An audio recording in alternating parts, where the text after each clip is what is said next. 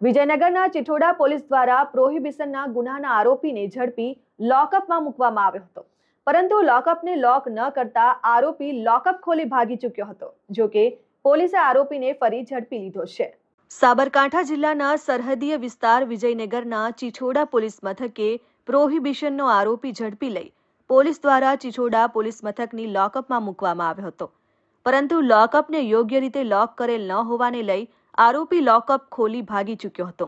જો કે પોલીસને જાણ થતા ચિઠોડા પોલીસ દ્વારા અલગ અલગ ટીમો બનાવી આરોપીની શોધખોળ હાથ ધરવામાં આવી અને ફરીવાર પોલીસે આરોપીને ઝડપી લીધો હતો। જો કે સમગ્ર મામલે જિલ્લા પોલીસ વડા દ્વારા જવાબદાર પોલીસ કર્મચારીઓ સામે કાર્યવાહી હાથ ધરાઈ હતી। જો કે ચિઠોડા પોલીસ દ્વારા આરોપી સંજય ખરાડી અને ફરજમાં બેદરકારી દાખવનાર પીએસઓ રમણભાઈ બુવર અને વાયરલેસ ઓપરેટર મહિલા કોન્સ્ટેબલ રીટાબેન ડોડિયાર સામે પણ ગુનો નોંધી તપાસ હાથ ધરવામાં આવી છે। જો કે હાલમાં પીએસઓ અને મહિલા કોન્સ્ટેબલને સસ્પેન્ડ કરી દેવામાં આવ્યા છે।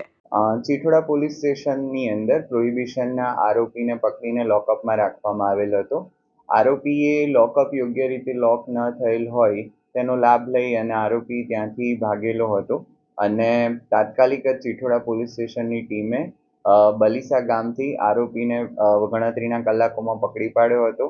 આરોપી વિરોધમાં ફરારનો ગુનો પણ દાખલ કરવામાં આવેલ છે અને જે પણ પોલીસ કર્મચારીની બેદરકારી છે તેમના સામે પણ કાયદેસરની કાર્યવાહી કરી ગુનો દાખલ કરવામાં આવેલ છે। ઉમંગ રાવલ, RN ન્યૂઝ, સાબરકાંઠા।